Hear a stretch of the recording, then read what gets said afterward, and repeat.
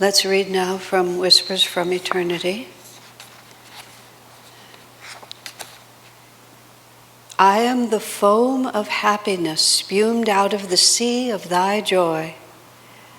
I am the ocean life bounding with the billows of joy.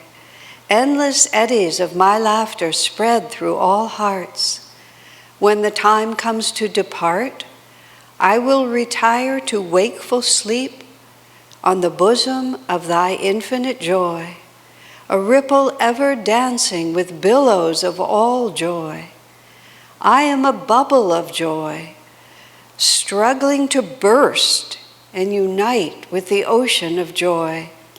I feel thy joy in all things. Make me a lighthouse of joy also, guiding storm-tossed vessels of life to safety on the shores of thy joy.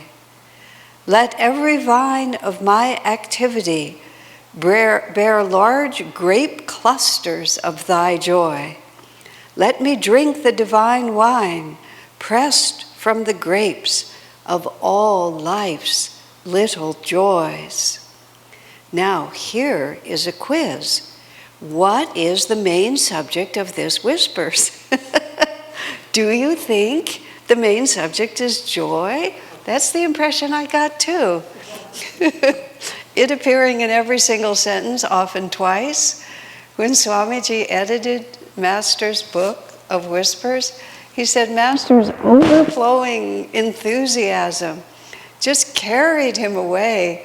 And Swami would joke about it, that there would just be so many different images.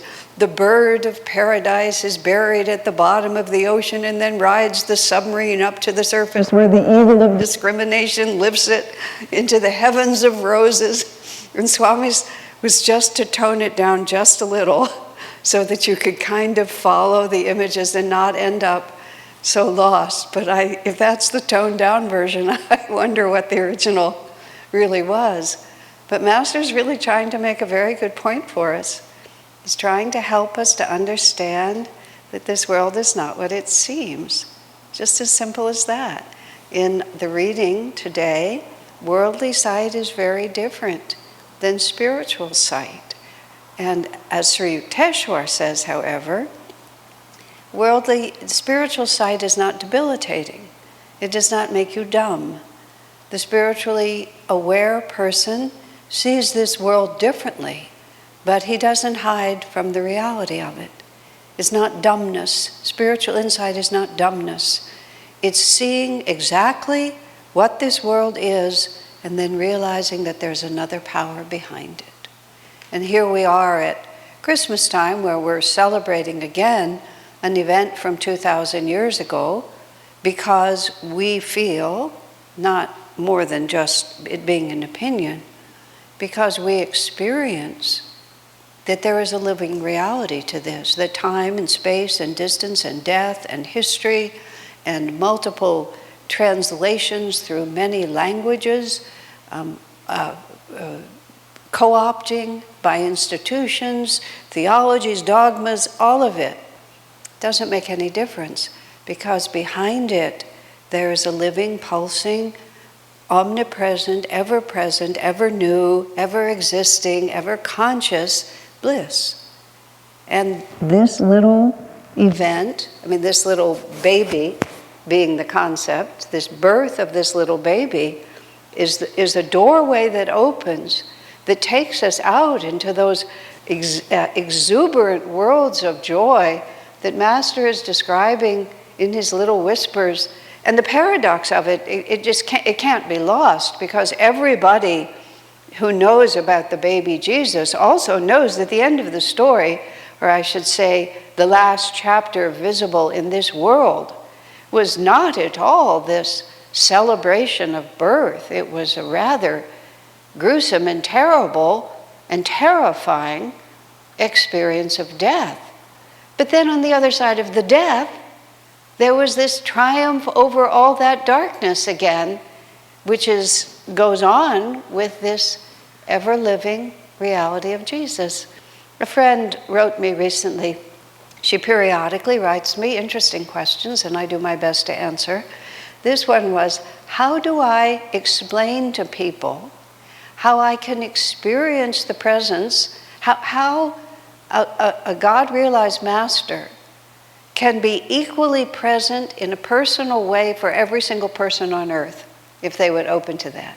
I wrote back and I said, I have no idea. I have heard my friend Purushottama, who writes under his English name Joseph Selby, The Physics of God. Very, very good book if you haven't seen it. And he talks about, how all the scientific world is now supporting all the spiritual ideas. I suggested to her if she's capable of understanding that, that might work. Whenever I read his book or listen to him speak, in the moment that I'm in direct contact with it, I understand it. In the moment that his words are coming into my ears, I understand it. The instant it stops, it stops. So I know it's out there, and I know it's compelling, but it doesn't work for me. I've heard many of my friends talk about it, but it doesn't work for me. I said, the only answer I can give is, I've experienced it. And I'm the first to say that you can't support it with logic. When Swami Kriyananda was still living, and I could also talk to him on the telephone or through the email or through letters or through personal visits, but that was not the only time he communicated with me. Now that Swami Kriyananda is off of this planet, he communicates with me. He's just there. Not always, I wish it were always, in our affirmation about the remembrance of God's presence. We start where we start and we do our best and we forget and we remember, we forget and we remember. Fortunately, Swamiji tends to, when I'm really getting off track, he'll really intrude. He'll wake me up in the night and tell me. And I can't say, I can't verify it. It's a totally subjective experience. But Jesus answered that question in the Bible. How can you tell a true prophet from a false one? Which that question can be asked, how can you tell a true from a false? Add whatever you want. By their fruits, ye shall know them. By the experience. And a great deal of spiritual life is direct experience, and then the second step after that is learning to trust that experience, not with spiritual dumbness, but with a greater insight, reason, and intelligence that we would apply to any other very important aspect of our lives. What are the fruits of this? What are the fruits of this? Am I freer? Am I kinder? Am I more patient? More loving? Am I more inspired? Am I more aware? Am I more sensitive? Or am I becoming insular and egotistical and tight and tense and brittle? We all know ourselves. We all live with ourselves. That's the giant problem of this planet, is that no matter where I go, there she is. If it were easy to offload her, I would have done it really a long time ago. It's just that we are who we are. And there is a point in our understanding where we may not be able to explain it at all. I mean, my whole life purpose is to say things, to put things into words. But the more I do it, the more I realize that you just reach an edge where you can spin words, but the words are just like a very, very abstract painting that you hope that somebody standing in front of it will just get a feeling from it. Although Swamiji did say, if you can't explain it to a child, you don't really understand it. And he would joke about writers who didn't really know exactly what they wanted to say, so they would weave enough words together, hoping that somebody else would be able to figure out what they were trying to say. I tried to insert a sentence like that into my book, Lightbearer, the book I wrote about Swamiji. It was a lot of good words, and they almost meant something. And all I can say is Swami just harassed me. He wasn't living, of course, he was harassing me in my mind, just telling me, Asha, that's a terrible sentence. And I was arguing with him, as I did in life a great deal, but sir, and I sort of played out the words and showed him. He says, yes, you're right. It almost means something, but it doesn't actually mean anything. And he just kept after me. Finally said, all right, I'll get rid of it. And as soon as I did, that was it. He stopped harassing me after that. We were actually laughing at a certain point. It was so real. And I don't think it was my imagination, but how can I explain it? Except that he wanted the book to be a certain way, and I was taking a shortcut that he knew I shouldn't take. Really say it or don't say it. In other words, know what you mean. So now we find ourselves here at Christmas time and on our altar, and you can see it with the camera, and I know it'll go in closer at other times. We have this beautiful nativity scene that those of us, when we were a group of us, mostly from this community in Jerusalem in January, that particular nativity scene, we saw it in many different places, many different churches there, until we finally found a place where it was sold. The church Gallicante, it's called, which I think means the cry of the rooster, because it commemorates the place where Peter denied Jesus 3 times, as Jesus had predicted that he would. Then the dawn came and he heard the rooster crow. And then Peter remembered what Jesus had said, and was filled with remorse. Because Peter denied Jesus 3 times, and I knew that church had something to do with fowl, F-O-W, fowl. I thought it was the 3 chickens. I thought that's what Gallicanti meant. And I would call it the Church of the 3 Chickens until somebody corrected me. A little part of me was thinking that 3 Chickens is a very odd name for a church, no matter what language. But in any case, it's a fabulous place. But they sold this particular creche scene, which we all really liked, so we brought it back. It's one of the reasons that it's so dear is because it's made by French nuns. And so every time I look at any of those characters, and I imagine that somewhere, some woman whose life was dedicated to Jesus, whose life is dedicated to Jesus, they mold them out of stone, stone dust, I'm sure. They put them into molds, whatever the process is, then they're hand-painted. So you think of the little baby Jesus on Christmas Eve night, and again, even more on Christmas Day. We'll use all the little figures, and you'll see them very, very closely. The little baby Jesus especially has a particularly sweet expression on his face. If I pick it up, can you see it? I just want you to see it, even if you can't. Do you see the bright light of Jesus around his head? Isn't that wonderful? I don't know if you can see how sweet his little face is. You can see it, marvelous. Okay? So some French woman, who knows how long she'd been in the convent, she held this little thing in her hand, and they come pure white because we saw them that way. She took a tiny little brush, she made him gold, she painted his hands, she painted his little face, just so he would be just so.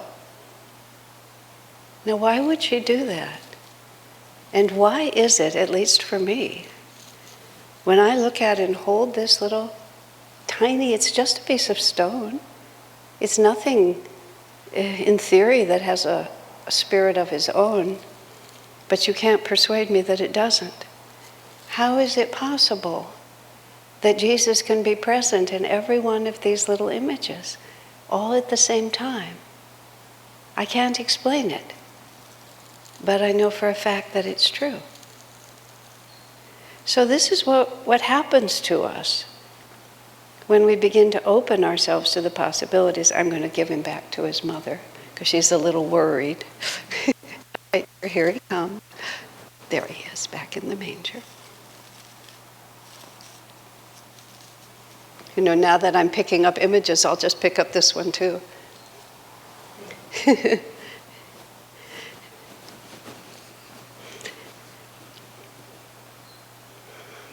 This is the younger brother of the image of Jesus that we've had here for years. He came to us a couple of years ago. Once again, who conceived of it? Who made it? And why? St. Joseph of Cupertino, about whom you heard through the wonderful class that 3 of our people here gave about different Christian saints. St. Joseph of Cupertino, because he levitated all the time and was always leaving the ground, and therefore I'm just going to be very rude.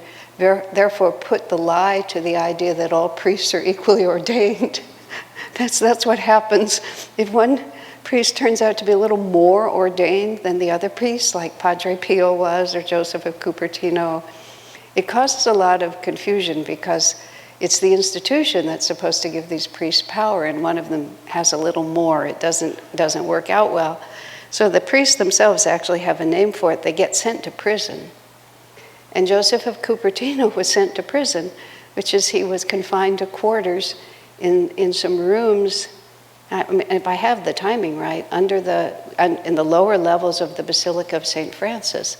And if you have some contacts there, or if you get there at the right time, you get to go down into Joseph of Cupertino's rooms. And he was there for like 6 or 7 years, I think, just sort of virtually in seclusion. He has an image of the baby Jesus down there. Now, we don't talk about this as much in the West as they know about it in the East. In the East, there's a word for it. It's called Ishtadeva. It's my chosen form of God. What form I wish to worship God in. And it seems that Joseph of Cupertino, who was a very gentle spirit, liked the baby Jesus. That was the aspect that appealed to him. So he had this beautiful doll that actually looked not dissimilar to this one, now that I think about it. And it was enshrined there, and he took care of it all the time, as if he was the father and it was his child. I'm going to put this back right now.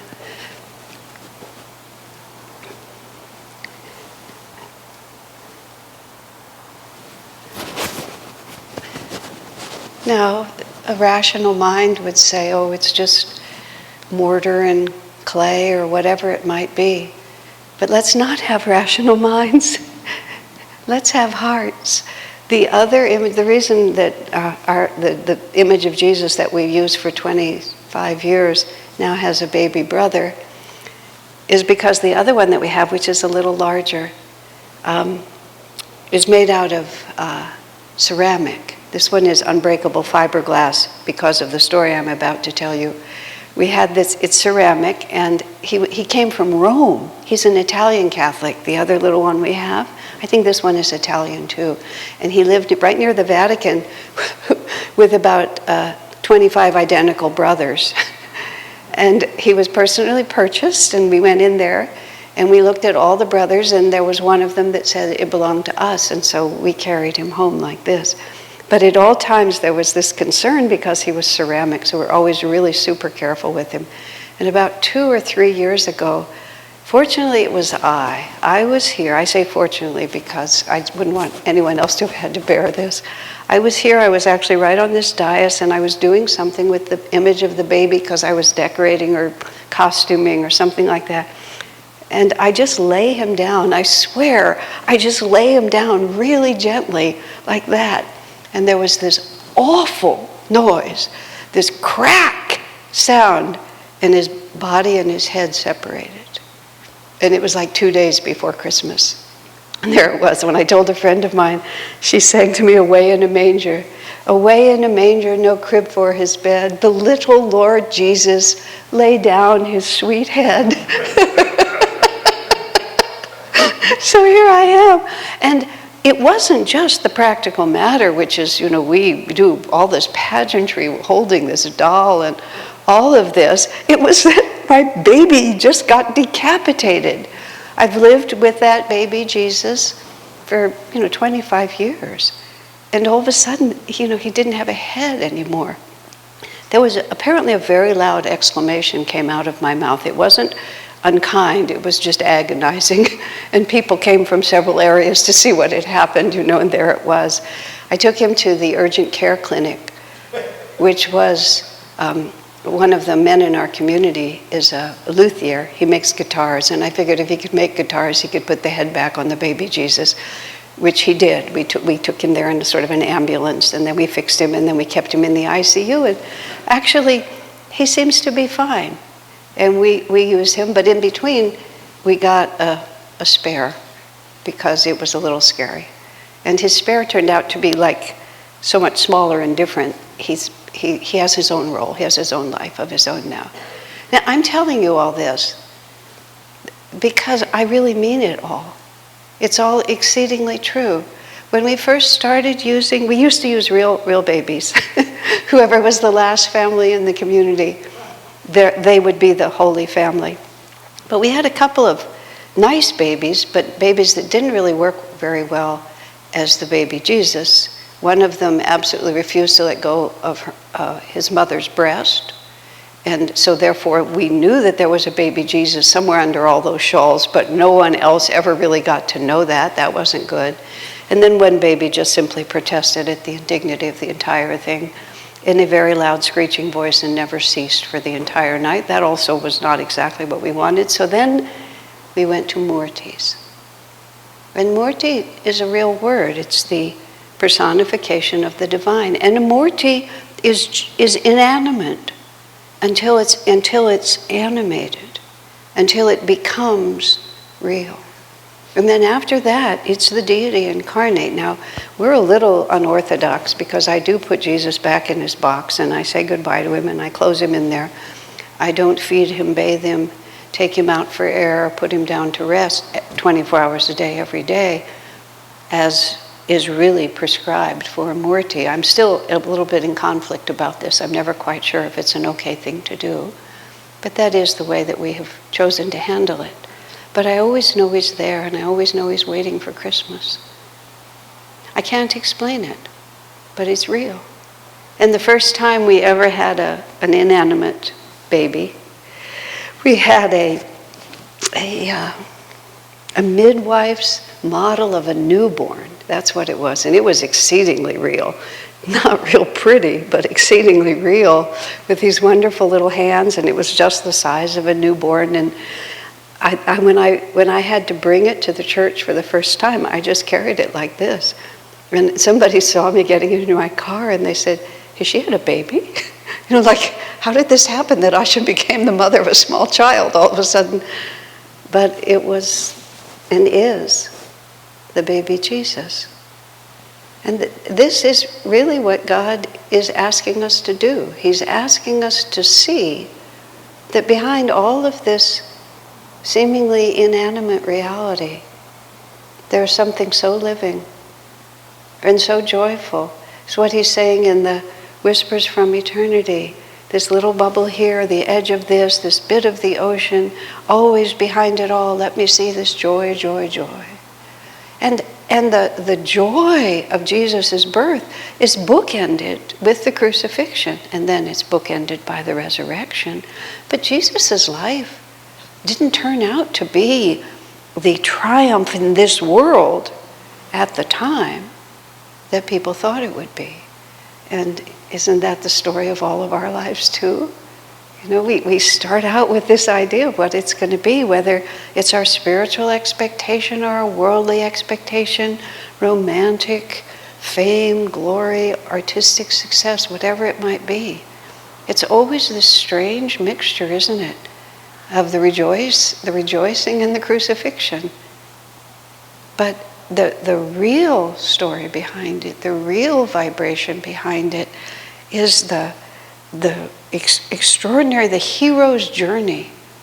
The hero's journey from delusion to realization, and the absolute certainty that God himself is like he's pulling the strings at the other end. It's like we're on this very, very, very, and it is a very, very long bungee cord, if you will, that we've just leapt out into delusion and we're boinging around in that delusion. But in the end, the divine is pulling on that. And one of the things we have to realize, and this is just so deep and so important, is that God is always calling us. Just in the midst of everything, when I joke about Swamiji telling me to get rid of that paragraph in that book, or various other things, many, many things that have happened since then, where I'll just be going in a certain direction and I'll hear him say to me, are you really sure? I'm not really sure that's the best idea, because they're holding the other end of it, and they're just wanting us to listen. And yes, we have to be intelligent and adult. We have to act, like we know what we're doing in this world. We can't just be airheads. I mean, if God makes you an airhead like Joseph of Cupertino, who made him a complete air, he was just going right off the ground.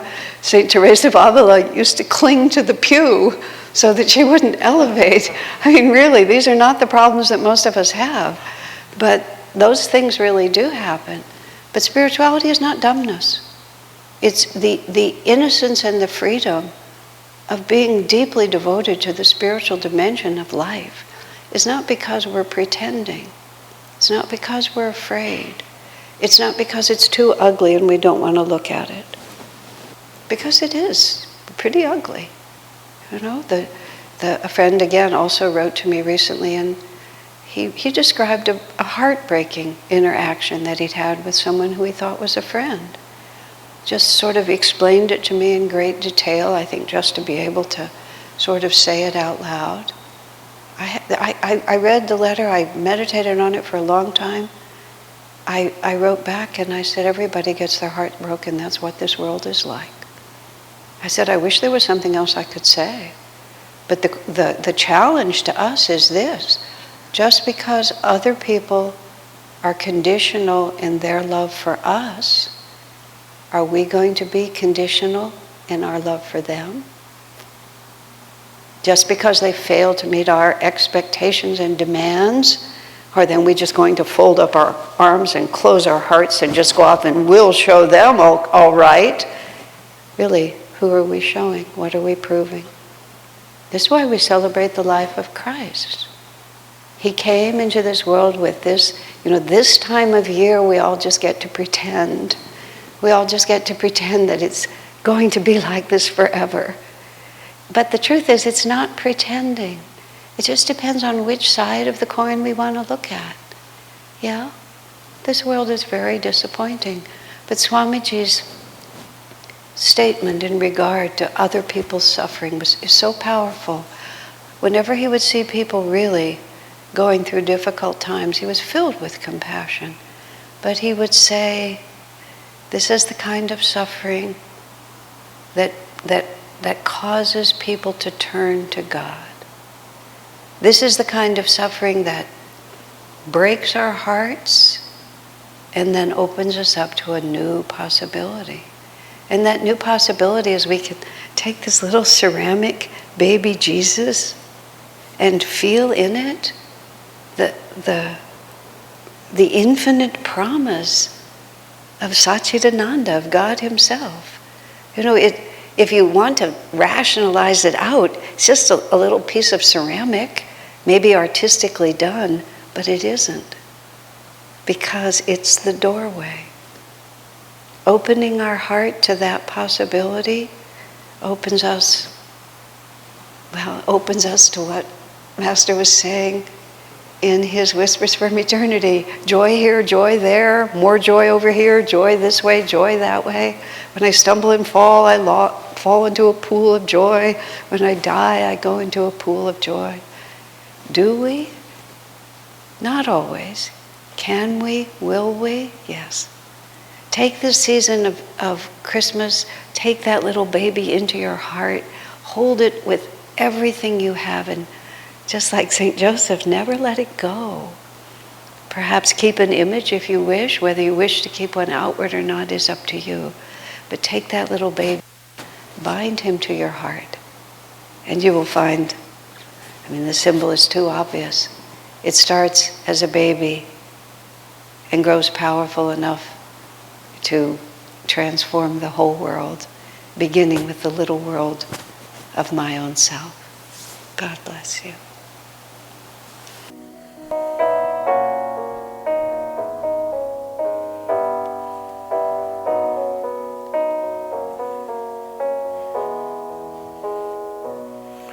The Christ child's asleep, the silence is so deep that round about with hope in their eyes, the animals await, their breathing they abate, they know their time has come to arise.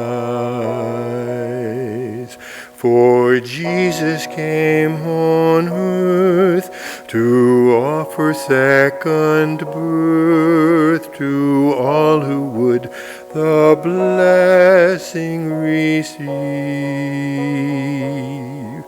The inner peace he brings can lift us on soul wings to soar in light and heaven perceive.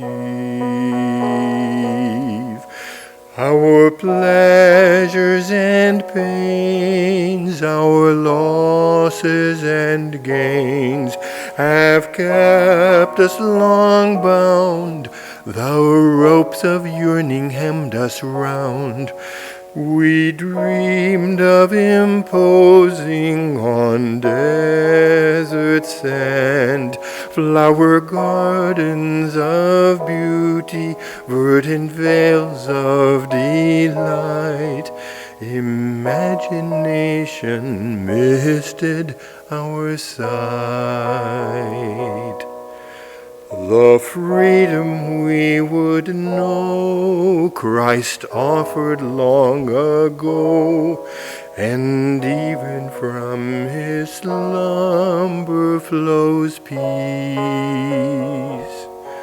All creatures here on earth, alive to their own worth, can welcome love and win their release.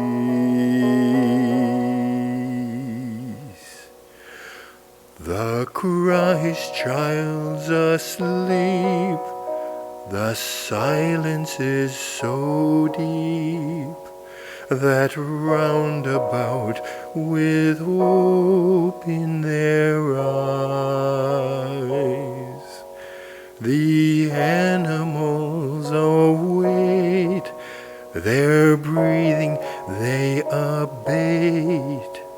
They know their time has come to arise.